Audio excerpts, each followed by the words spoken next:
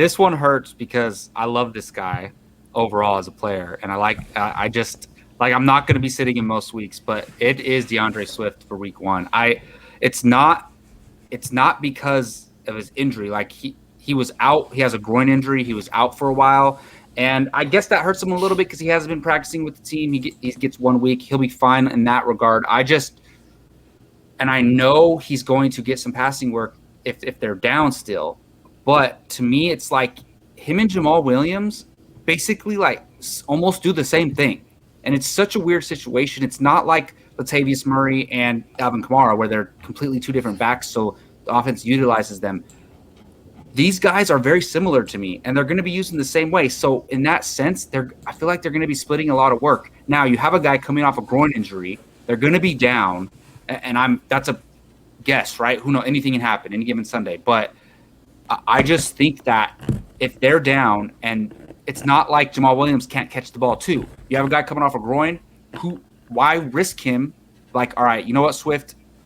Take a seat. We're just going to use Jamal Williams. He's sturdy, he's reliable, and I just have a feeling that that's what we're going to see. So it's nothing against Swift's talent. It's just a situation, the game, the matchup, who his running mate is. I'm just not – and I'll give you an example for myself is in one of our leagues, I have Swift as my third running back behind Montgomery and Chubb, so I'm definitely starting Montgomery and Chubb. And then I have Kareem Hunt in that league too. And it's not that I love Kareem Hunt over Swift in that matchup. It's just that all my worries about Swift. And last year in this same league, I started Chubb and Hunt every week, and it worked out for me. So I'm comfortable doing that. I know a lot of people aren't. So like, if you're questionable about Swift, if you have the depth, I think he's benchable. But I will say, I know a lot of teams probably have him as their RB2, probably have them as their first flex. So you probably can't afford to bench him, but in my situation specifically, and I know other people might have similar situations, I'm okay sitting him if I have to. So let me ask you real quick though, if you drafted the handcuff in Jamal Williams, are you strong enough to bench Swift to start Jamal? That is tough. I mean, basically my argument would imply that, right? I mean, I don't know if I would have the balls to do that specifically, but my argument would attest to that. So it's an interesting Justin's situation. Sitting there just smiling like, yeah. I'm a Jamal truther, man. Would you start him then, Justin, if you're a Jamal truther?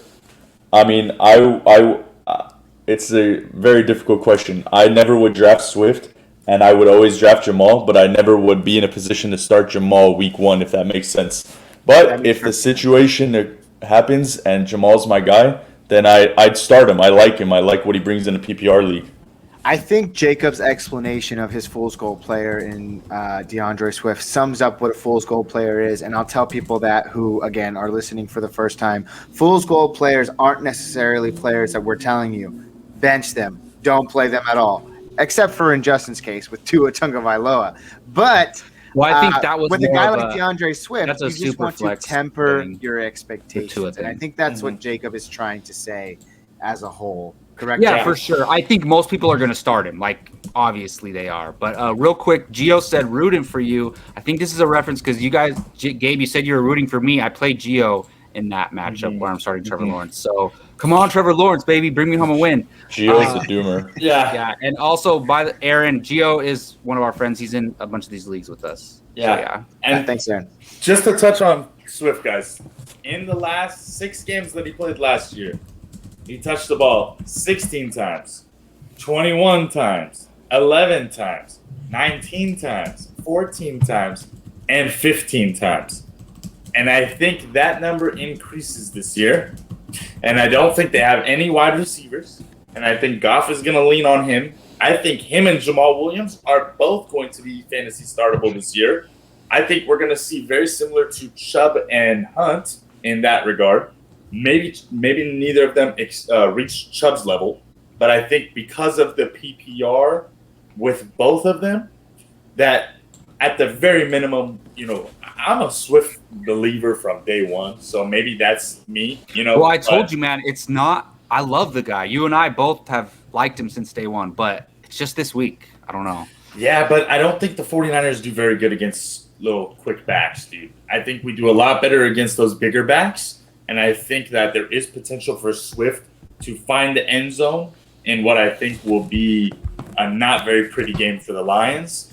I don't know. Maybe they'll rest him, dude. Maybe you guys are right. Maybe Swift, they're going to say, hey, you know what? Is it a groin, right? Why throw him out there in a game where we're losing 21-7 by halftime? I don't know. Maybe. But I also see that they're going to say, you know what? We need to get him ready for the season. And I don't think teams are going to do that week one where they're going to say, hey, you know what? We can't get our guy touches because he's hurt. I think they're going to try to work him out of that injury rather than say, hey, you know what? Take the week. Well, this could come to bite me. The way it could come to bite me if he has like 8 catches, then I'm gonna be upset for benching him. Yeah, and I think that's what's gonna happen, Jacob. I don't see him getting a lot of groundwork, but I think that he's.